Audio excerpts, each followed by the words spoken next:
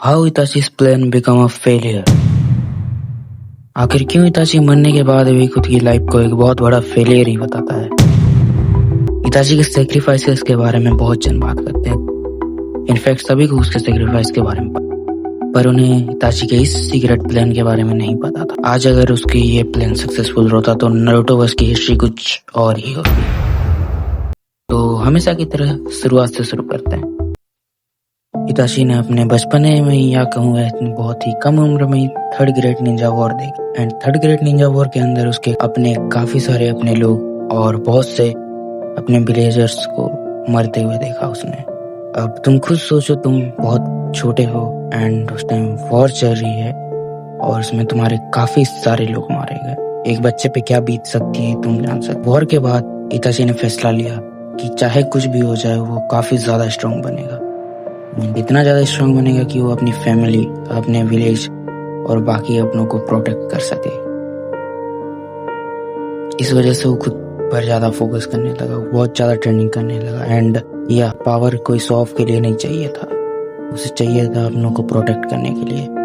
And उसके बाद उसका पैदा लेता उसका छोटा भाई सास्के। एंड मुझे ये बताने की जरूरत नहीं है कि आखिर कितना ज्यादा प्यार करता था इताची अपने भाई सास्के से। इताची के पास अब एक बड़े भाई वाली रिस्पॉन्सिबिलिटी भी आ गई थी, एक बड़ा भाई था। तो अब इसके बाद इताची सोचता चाहे कुछ भी हो जाए वो अपनी फैमिली और अपने विलेज पर आंच भी नहीं आने देगा।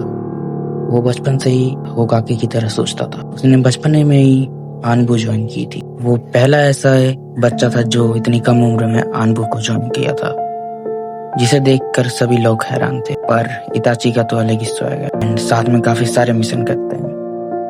एंड जब तक इताची काकाशी की टीम में होता है तब तक इताची को कोई दिक्कत नहीं थी। एक दिन आता है डांजो एंड उसके बाद डांजो इताची को अपने अंडर ले लेता है और यहीं से होता है इताची का नाइटमेयर्स।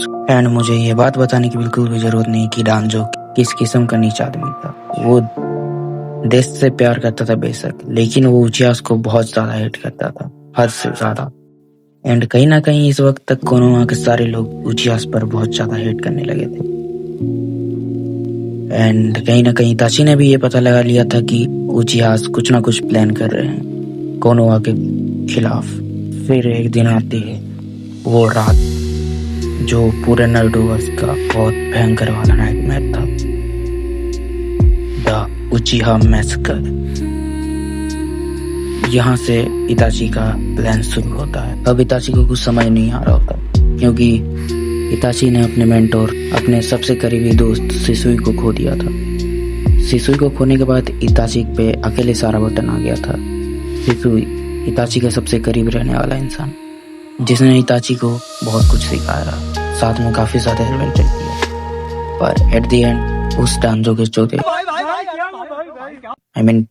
क्या करो भाई, मुंह में गाली आ जाती है इसके। ओके, तो वो टॉपिक पे वापस आते हैं। इस डांजो की वजह से सिसुई अपनी जान दे दी। तो इताची का प्लान बिल्कुल सिंपल दिखने में था। वो सारे उचियास को मारता, फिर सारे उचियास को मारने के बाद वो अपने सास्के को छोड़ता एंड सास्के अपने भाई से बदला लेने के लिए स्ट्रांग होता, इताची को मारता एंड विलेज का हीरो बनता और शांति आ जाती। मगर चीजें वैसी नहीं गई, डिटेल में समझते हैं। उचिहा मैसेकर के बाद जैसा कि इताची ने सोचा था वो सास्के को छोड़ेगा।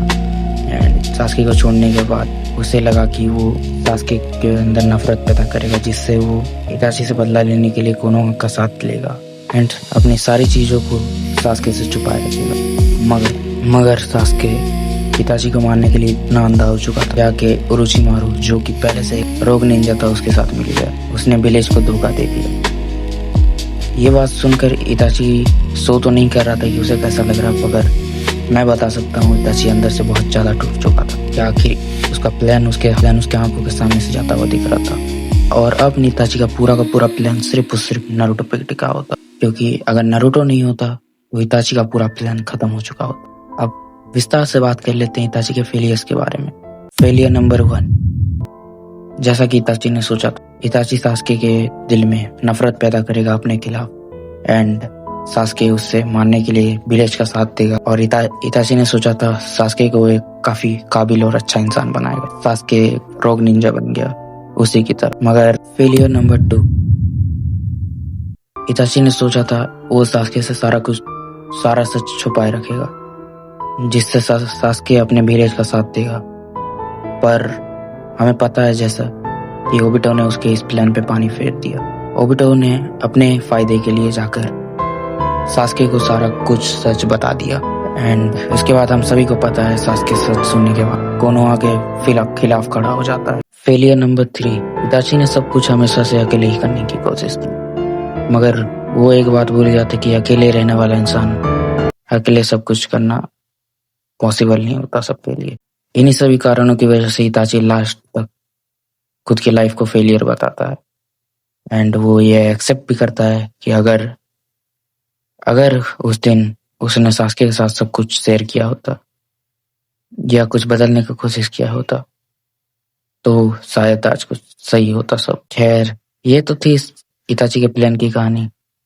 आपको क्या लगता है? एंड नेक्स्ट वीडियो किस पे बनाऊं आप लोग मुझे कमेंट में बताना। बाकी चैनल पे जो बंदे नहीं आ रहे भाई सब्सक्राइब कर लो एंड लाइक कर दो वीडियो को। Thanks for watching. मिलते हैं किसी नेक्स्ट